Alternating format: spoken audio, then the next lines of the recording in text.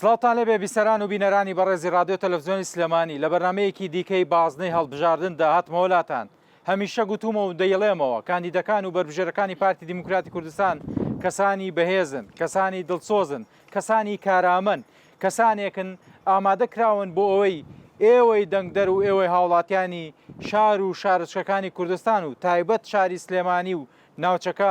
دەنگ بەم بربژێرە باشانە بدەن کە لە ئەمڕۆی لیستەکەی پارتی دیموکراتی کوردستان و لیستی ١٩٠ داهەن. بربژێری ئەم جارەی بازنەی سلێمانی دکتۆر سەرهەد بایز وەکو بربژێری ژمارە 38 لیستی ١٩٠ پارتی دیموکراتی کوردستان لەگەڵمان دەبێت. کاک دکتۆر بەخێر بێت. زۆر سپاس. زۆر خۆشە دکتۆرێکی گەنج، دکتۆرێکی پڕ لە ئیرادە و پڕ لە ئینێرژی لە بەرنمەیەکی بازنەی سلێمانیدا بازنەی هەڵبژاردندا لەگەڵمان بێ و لە سنووری سلێمانیدا بێت. زۆر سپاسان دەکەم. هیوام سەرکەوتنتانە. دەستپێک دەمەوێت پرسیار لەوە بکەم. دکتۆر سەرهەد بۆچی هەنگاوینا بۆ بربژێر بوون؟ بەڵێ.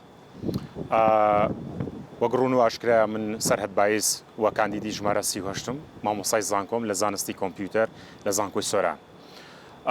لەم توانە و تااقەتەی کە من هەیتم ئێستا لەم قۆناغەیە بۆی بتوانین خزمەتکاری خەڵکی خۆمانی پێ بکەین لە گرنگی بەرپرسیارەتی ئەمەوە هاتوینە کە ئێمە دەتوانین خزمەتی خەڵکی خۆمان بکەین لە ناو پارتێک کە خاوەنی مێژوویەکی 100 ساڵەیە کەویش پارتی دیموکراتی کوردستانە کە دەتوانێت دەستی ئاوادانی و خزمەت بگەنێ بە سەرجەم ناوچەکانی کوردستان. منیش لە سەنگەی بەرپرسیارەتی ئەمەوە وەکو کادیرێکی پارتی دیموکراتی کوردستان وەکو کوڕە پێشمەرگەیەک هاتوومە دەمەوێت دەستی خزمەتم هەبێ لە 4 ساڵی داهاتوو لە پەرلەمانی کوردستان. بۆ نمونە دەتانەوێت لە چ ڕوویەکەوە دەستی خزمەتتان هەبێت؟ بەڵێ ئەم سێکتەرانەی کە ئێمە دەمانەوێت خزمەتی تێدا بکەین کەرتی خوێندنی باڵا و پەروەردە، بەڵێ کەرتی کوشتکاڵ و ئاژەڵداری و پشتیوانیەکی باشی خەڵکی خۆمان پێشمەرگە قارەمانەکان باشە و خەڵکی لێ قەوماوان و خاڵانی کە جەنابتان دێڵێن هەر خاڵێک و بابەتێک و پرسێک و چەند کاژمێرێک لە خۆی دەگرێت و دەکرێت بڵێن چەندین پرسیاریش لە خۆ دەگرێت. لە ڕووی پەروەردە دەتانەوێت چی بکەن؟ بەڵێ ئێمە لە ڕووی پەروەردە و خوێندنی باڵاوە دەمانەوێت ژێرخانی زانکۆکان و قوتابخانەکان بەهێز بکەین بەکردنەوەی قوتابخانی تازە، زانکۆی تازە و نۆژەنکردنەوەی بیناکان و پەرەپێدانی زیاتر وەکردنەوەی کتێبخانە و تاقیگەکان و ئەو پێداویستیانی سەردەم کە پێویستە لە قوتابخانەکاندا بوونی هەبێ ئێمە لە 4 ساڵی ئایندەدا کاری بۆ دەکەین و هەوڵ دەدەین. پێتان وایە تا ئێستا کاری لەسەر نەکراوە بە تایبەتی لە سنووری سلێمانیدا؟ بەڵێ بەداخەوە لە ساڵانی ڕابردوو ئێمە بینیمانە لە سنووری سلێمانی خوێندن لە پاشەکشەدایە و بە جۆرێک کە ساڵانە بە هۆکاری دەستی دەرەکیەوە کە پاشەکشەی کردووە بە بایکۆت و ئەو ناوانەی کە خۆیان ناویان ناوە تەنیا لەم نێوانەدا منداڵی کوڕی فەقیر و هەژار زەرری کردووە و مناڵەکانی خۆیان هیچ مشکلێکیان نەبووە لە خوێندنە تەنیا کوڕی فەقیر و هەژار خوێندنی دواکەوتووە. لە ڕووی تەندروستیەوە لە ڕووی تەندروستیەوە کەرتێکە زۆر ئاسی خزمەت گوزاری تەندروستی لەم پارێزگا خۆشەویستەدا لە لاوازیدایە و لە پاشەکشەدایە. ئێمە دەمانەوێت لە 4 ساڵی داهاتوو وەکو پارتی دیموکراتی کوردستان گرنگیەکی تەواو بدەین بە کەرتی تەندروستی لە پارێزگای سلێمانی بە سەرجەم ئەو سێکتەرانی کە پەیوەندیدارن بە کەرتی تەندروستیەوە نەخۆشخانەکان و بنکە تەندروستیەکانەوە و خزمەتکردنی نەخۆش و دابینکردنی دەرمان و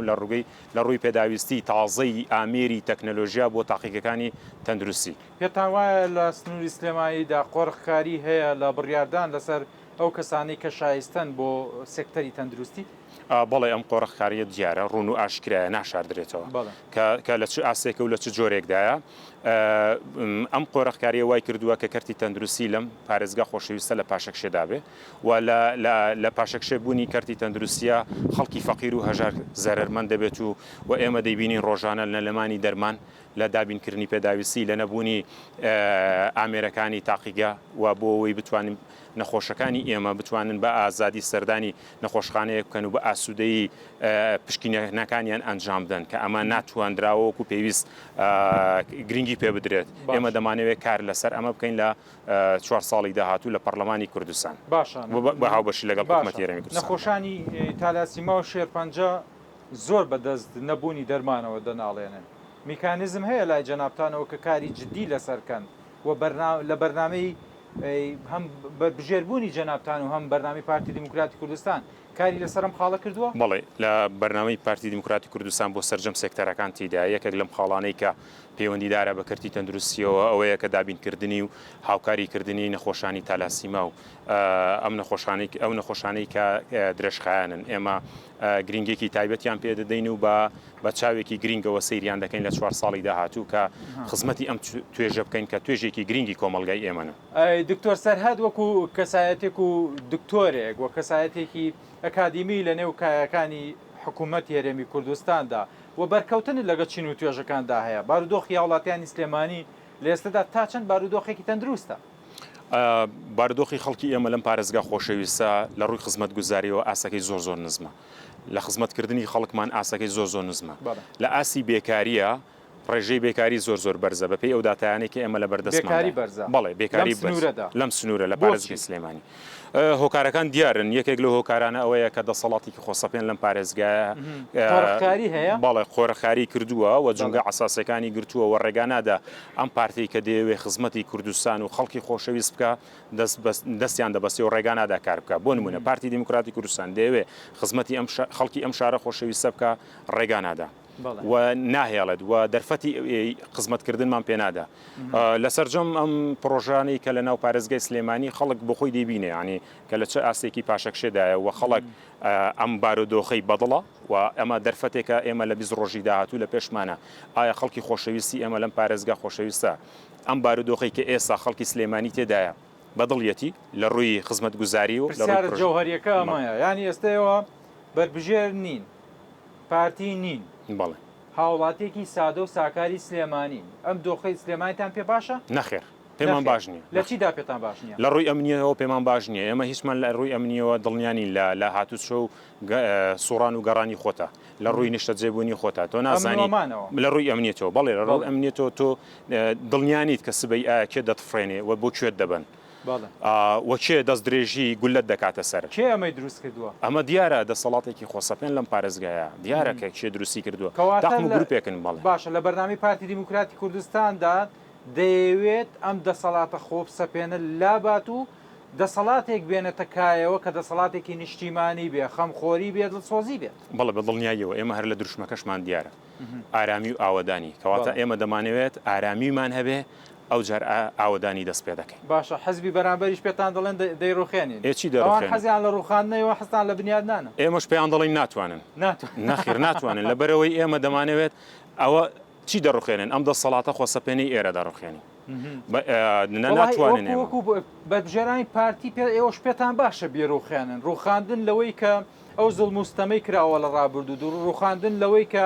چەندین گەنج لەم شارەدا تیرۆر کران ئەگەر ئەمانە لابن و بیان ڕوخێنن زۆر چاکە بەڵام ئەگەر بیانەوێت هەولێرێکی بنیادنان و هەولێرێکی پڕ لە خۆشەویستی و پڕ لە پەیوەندی ینی دەکرێت بڵێن سیاسەکان و بەرپرسانی باڵای حکوومەت هێرێمی کوردستان من زۆر جار دەڵێم هەوڵیان داوە لە لۆکاڵی بوون دەرچن باشە بتوانن کۆنتاکت و پەیوەندی لەگەڵ وڵاتانی جیهانیدا دروستکەن ئەمان دەیانەوێت کوردستان لۆکاڵی ترکەنەوە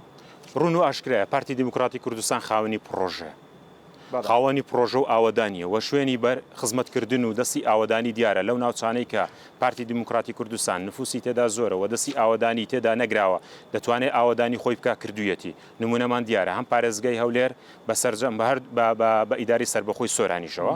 و پارێزگای دهۆک بە ئیداری سربەخۆی زاخۆشەوە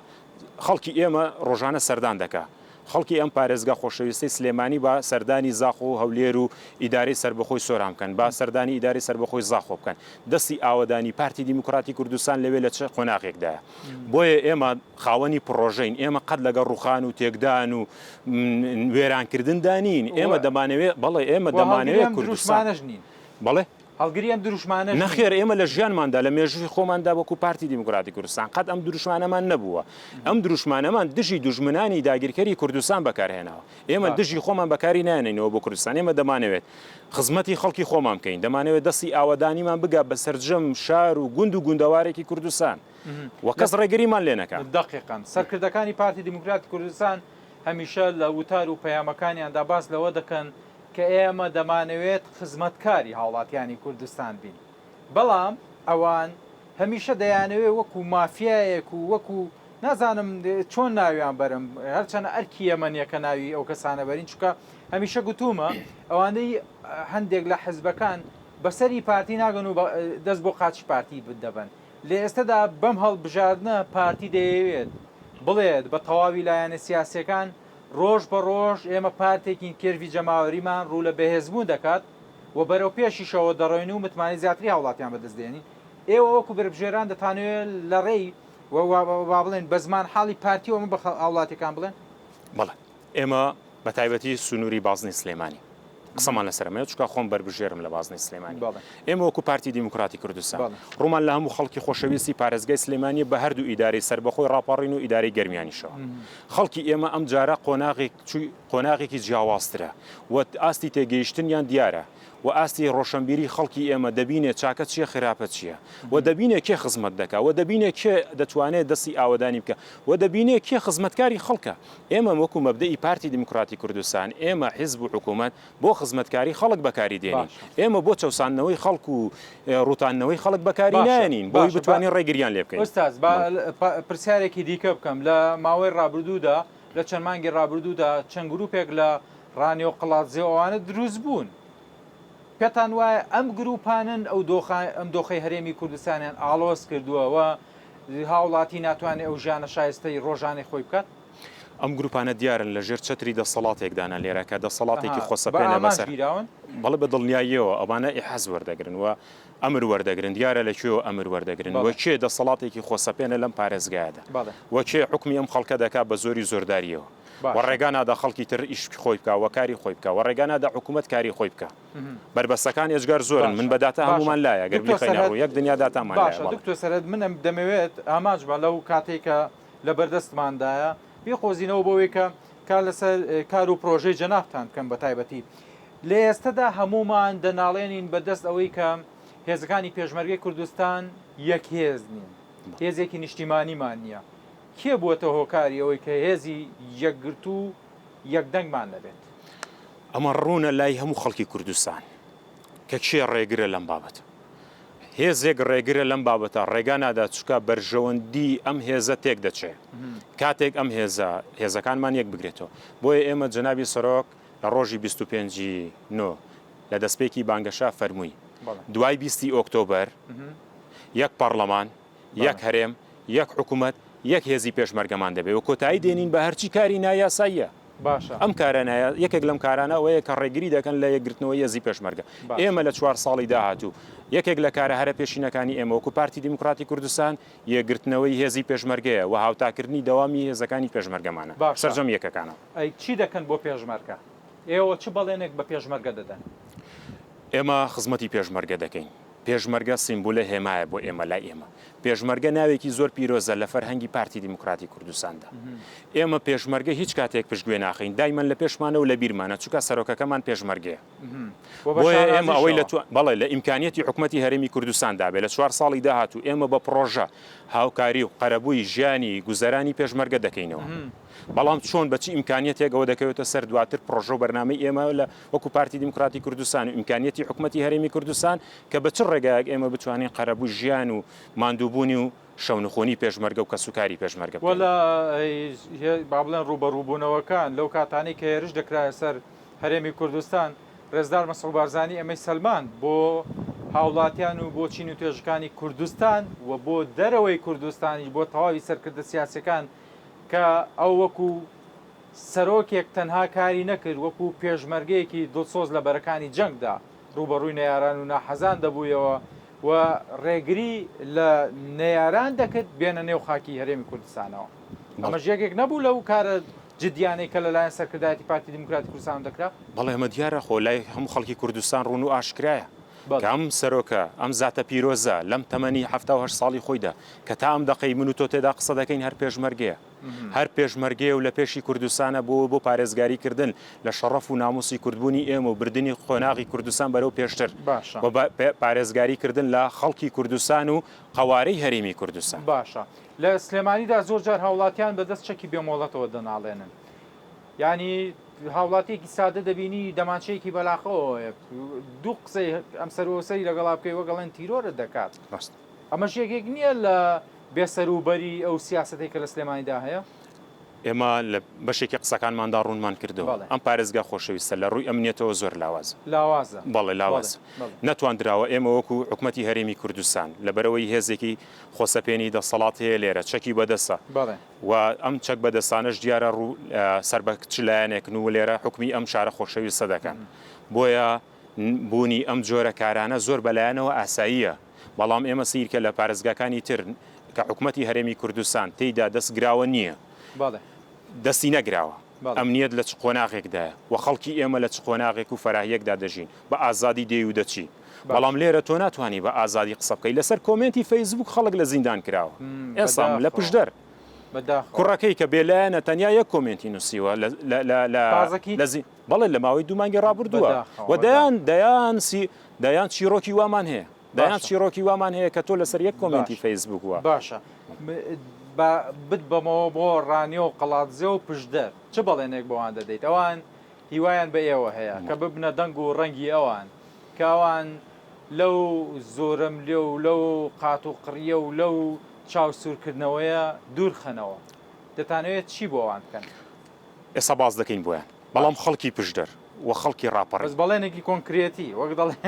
ئێمە بەڵێن و کردارمانیەکانی دیکە بەڵێنی هاکەزایی دەدەن یاخود بەڵێنێکی چاواشەکاریانە دەدەن تاوانێت دەنگ بەدەست بێن و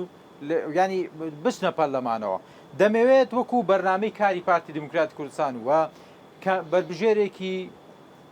کارامەی وەکو جەنابتان دەتانەوێت چی بۆ ئایندەی ڕانیە قەڵاتزێ پشدەر بکەن بەسەرچاو ئێمە سەرەتا بابەشێکی قسەکانم دابەش دەکەم بۆ دوو بەش ئێمە وەکو پارتی دیموکراتی کوردستان هەر قسەیە کردمان گەیاندومانەتە جێ قسە و کردارمان یەک بووە دەستی مێژوو ئاوەدانیمان دیارە ئەمە ڕوونە کەواتە ئێمەش وەکو بربژێرێکی پارتی دیموکراتی کوردستان هەر قسەیەک بکەین لە سۆنگەی کارنامەی پارتیمانەوەیە لە سۆنگەی ئەو بەرپرسیارەتەیە کە لە سەرشانی ئێمەیە و بۆ ئێمە هیچ قسەیەکی دوور لە ئەوەی کە ئێمە نتوانین جێبەجێ بکەین نایکەین باش ئێمە دەمانەوێت بۆ خەڵکی خۆشەویستی ئیدارەی سربەخۆی ڕاپەڕین بە بەڕانیەوە پشدەرەوە بە بیتوێنەوە پشدەرەوە کە خەڵکێکی شۆڕژگێڕە و ڕاپەڕینیان ئەنجامدا ئەوێن ئەم ئیدارە سربەخۆ خۆشەویستە پێی دەگوترێت دەواازەی ڕاپەڕین ئەم دەواازەی ڕاپەڕینە خەڵکەکەی ماندووە خەڵکێکی خەباتگێڕ و شۆڕژگێڕ و کورپەروەری تێدایە ئەم خەڵکە ماندووە خۆشەویستە شایانی خۆشگوزەرانینە شایانی خزمەتکردنە چۆن پاداشتی ئەم هەوڵ و ماندووبوونەی ڕاپەڕین دەدەنەوە من وەکو بەربژێرێک لە 4 ساڵی داهاتوو ئێمە بە هەموو کارێک و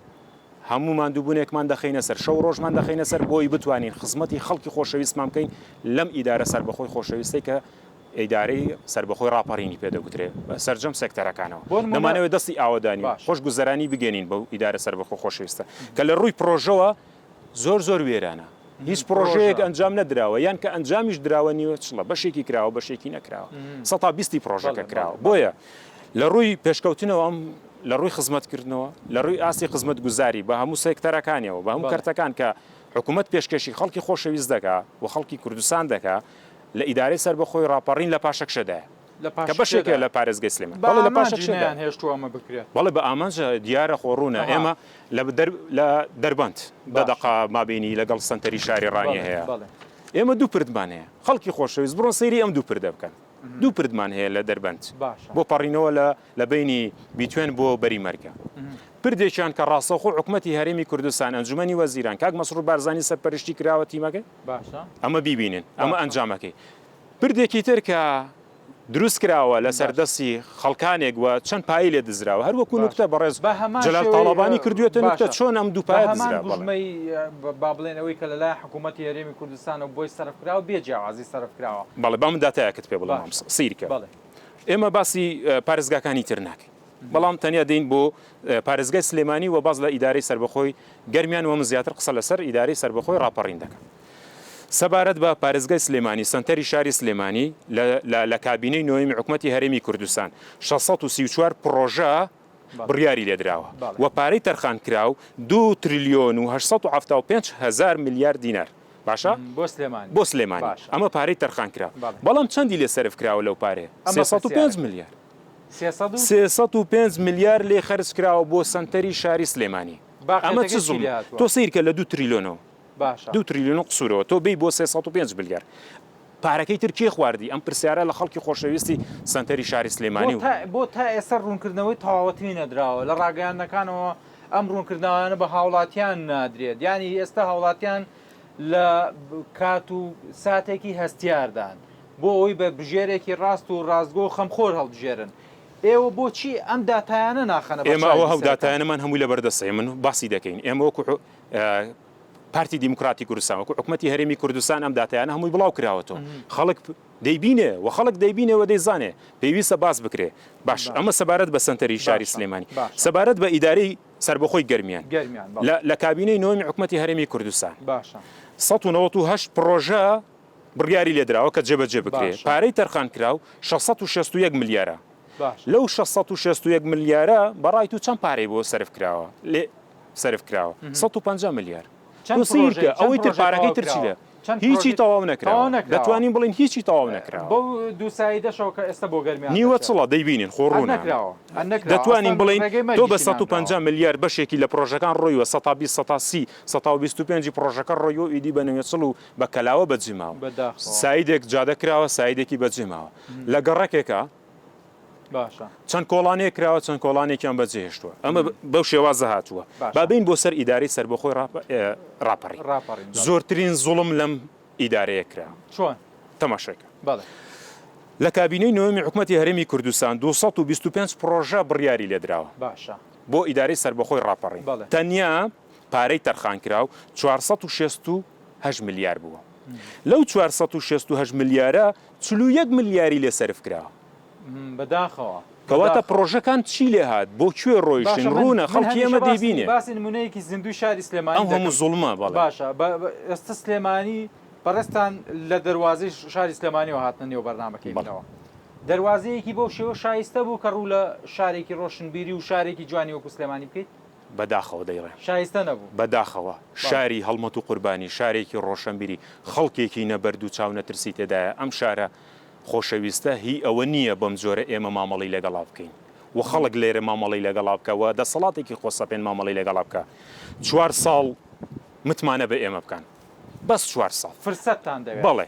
4 ساڵ متمانە بە ئێمە بکەن دەواازەکانی سلێمانی لەکوێوە داخل دەبین لە هەر لایەکەوە کە داخل دەبین کە تۆ دڵت خۆش نەبوو بەم شارە خۆشەویستە بە جادەی 100 متریەکەشەوە بە جادەی 120 متریشانەوە بۆ دروست دەکەین لە 4 ساڵی ئایندا ئەگەر بۆمان دروست نەکرد جارێکی تر ئێوە متمانە بە پارتی دیموکراتی کوردستان هەولێرە بەڵێ هەولێرە ئێمە وا دەچین بۆ جادەی 180 متری هەولێر دەڵێن دهۆک دەڵێن زاخۆ دەڵێن تەواوی ئەو پارێزگایانەی کە دەستی پارتیان پێگەشتووە کەم تەرخەمی تێدا نەکردووە بەڵێ ئێمە تەنیا یە قسە دەکەین بەڵێ 20 ڕۆژ دەرفەتمان ماوە متمانە بە پارتی دیموکراتی کوردستان کەن و کاندیدانی پارتی دیموکراتی کوردستان هەڵبژێرن باشە دەنگمان پێ بدەن بۆ ئەم 4 ساڵە دەرفەتێک بدەن بە پارتی دیموکراتی کوردستان با ئێمە دەنگی یەکەم بین لە پارێزگای سلێمانی لە بە هەردوو ئیدارەی سربەخۆی گەرمیان و ڕاپەڕینەوە با ئێمە دەنگی یەکەم بین وەکو پارتی دیموکراتی کوردستان بەڵێن بێت بە خوددا لە ماوەی ئەم 4 ساڵە ئێمە ئەگەر بە زیاتر لە هەولێر بۆمان نەکردن گلەیمان لێ بکەن کاک سەرهەز من دڵخۆشم بەو هێز و ئیرادە و پەر ئینێرژیەی کە لە جەنابتانە هەیە ئەو بەڵێنانەی کە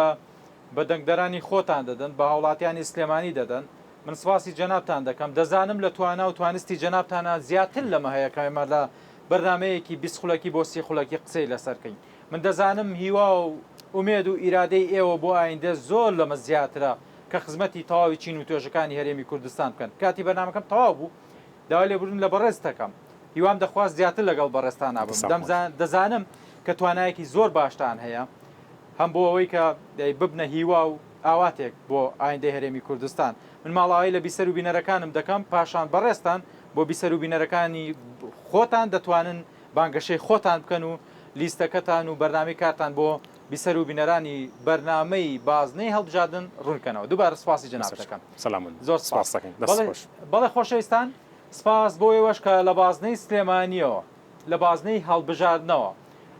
لەم بەرنامەیەدا لەگەڵمان بوون ئەوەی کە بینیتان من هەمیشە دەڵێم پێم خۆشە کاندیدەکان بربژێرەکانی پارتی دیموکراتی کوردستان لە کۆتایی بەرنمەکەدا بانگەشە بۆ خۆیان بکەن پێش بەرنمەکە یاخود لە دەستپێکی پێش بانگەشەکردنەکە بتوانین کار و پلان و ناتقی و بڕوا بەخۆبوون و دڵسۆزی ئەم کاندیدە باشانەتان پێ بناسیێنین کە بەڵێ ئەمە کاندیدە باشەکانی لیستی 190 پارتی دیموکراتی کوردستانن. ئێوە بۆ هیوا و ئومێد و ئایندەیەکی گەشتتان دەنگ بەم کاندیدە باشانە بدەن. دکتۆر سەرهەد بایس وەکو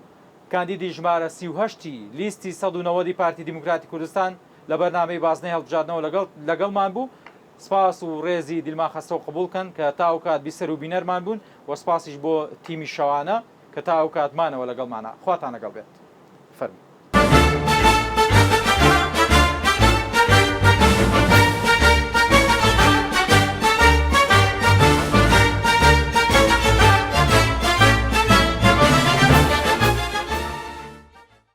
خەڵکی خۆشەویستی پارێزگای سلێمانی بە هەردوو ئیدارەی سربەخۆی گەرمیان و ڕاپەڕین. ئێمە داوەتان لێ دەکەین دەنگ بدەن بە ئێمە، دەنگ بدەن بە پارتی دیموکراتی کوردستان و لە ناویانە دەنگ بدە بە ژمارە 38. من گەنجێکم دەتوانم لەسەر پێی خۆمان بوەسین و خزمەتی ئێوە بکەین بێماندوو بوون. تەنیا دەرفەتێکی 4 ساڵیمان بدەنێ، ئێمە قسە و کردارمان یەکە، مێژومان دیارە و شاهیدە. بۆیە داواتان لێ دەکەین دەنگ بە ئێمە بدەن بۆی بتوانین خزمەتی ئێوە بکەین، دەنگ بە ئێمە بدەن بۆی بتوانین دەستی ئاوەدانی و خزمەتگوزاری بێنین بۆ سەرجەم گوند و گوندەوار و شار و شارچکەکانی پارێزگای سلێمانیەوە. دەنگمان پێ بدەن بۆی ئێمە بتوانین خزمەتی کەرتی پەروەردەتان بۆ بکەین، دەنگمان پێ بدەن بۆی بتوانین زانکۆکان بەرەو ئاسێکی پێشتر ببین، زانکۆکان بە نێودەوڵەتی کەین، دەنگمان پێ بدەن بۆی بتوانین ئێمە لە 4 ساڵی ئایندەدا شتێک نەمێنێ بە ناوی دانەمەزراندنی سەیەکەمەکان. بەڵێنتان پێ دەدەین لە کات و ساتی خۆی دوای دەرچوونتان کە شەهادە وەردەگرنەوە دادەمەزرێن سەرج سەیەکەمەکانی زانکۆ و سەیەکەمەکانی سەر ئاسی پەیماگاکان. دەنگمان پێ بدەن بۆی بتوانین دەستی کەرتی کوشت و کاڵ بەرەو پێش ببین، بۆی دەستی ئاژەڵداری بەرەو پێش ببین، بتوانین بەرهەمەکانی ئەم پارێزگا خۆشەویستە هەناردە بکەین بۆ پارێزگاکانی تری هەرێمی کوردستان و دەرەوەی هەرێمی کوردستان. دەنگمان پێ بدەن بۆی بتوانین ئێمە پاڵپشتێکی دارایی باشی جوتیاران و خاوەن ئاژەڵدارەکان بکەین، بتوانین کەرتی تەندروستی بەرەو پێش ببین، دەنگمان پێ بدەن بۆی بتوانین خزمەتگوزاری کەرتی تەندروستی لەم پارێزگا خۆشەویستە لەم قۆناغی کە ئێستا تێدایە هەنگاوێکی باشتر و پیرۆستر بنێ و بچێت بۆ قۆناغێکی ترکە شایەنی خزمەتکردنی خەڵکی خۆشەویستی ئەم پارێزگایە بێ. دەنگمان پێ بدەن بۆی ئێمە بتوانین خزمەتی پێشمەرگە بکەین، دەنگمان پێ بدەن بۆی ئێمە بتوانین کەرتی گەشت و گوزار لەم پارێزگا خۆشەویستە بەرەو پێش ببین کە خاوەنی چەندین ناوچەی جوانی سروشتین کە پێویستە دەستی وەبەرهێنانی بگاتێ و بتواندرێت کەرتی گەشت و گوزار ببوژێتەوە و ئێمە بتوانین داهات بهێنین بۆ ناو پارێزگای سلێمانی و لە ئیدارەی سربەخۆی ڕاپەڕین بە هەمان شێواز کە دەتوانین بڵین کەرتی گەشت و گوزار لە ئیدارەی سربەخۆی ڕاپەڕین لە قۆناغێکی سفرایە، ناتوانین هیچ ڕێژەیەک بڵین چکە ڕوون و دیارە. بۆیە دەنگمان پێ بدەن بۆی ئێمە بتوانین باشترین خزمەت بە ئێوە بکەین، دەنگمان پێ بدەن بۆی بتوانین داکۆکی لە مافەڕەواکانی ئێوە بکەین، دەنگمان پێ بدەن بۆی بتوانین زامنی موچەکانتان بکەین لە 4 ساڵی ئایندا، دەنگمان پێ بدەن بۆی بتوانین منداڵەکانت بە ئاسوودەی بنێری بۆ قوتابخانە و بێتەوە، دەنگمان پێ بدەن بۆی تۆ بتانی بە ئارامی و ئاسوودەی بخەوی و بیت و بڕۆی لەم پارێزگا خۆشەویستە، دەنگمان پێ بدەن تۆ بتانی بە ئاسوودەی کۆمنت بنووسی لە فەیسبووکە لە تۆڕە کۆمەڵایەتیەکانە بێ ئەوەی هیچ هەڕەشەیەکت لەسەر بێ. ئێمە دەمانەوێت خزمەتتان بکەین، با دەنگت بۆ ژمارە 38 و لیستی 190 پارتی دیموکراتی کوردستان بێ.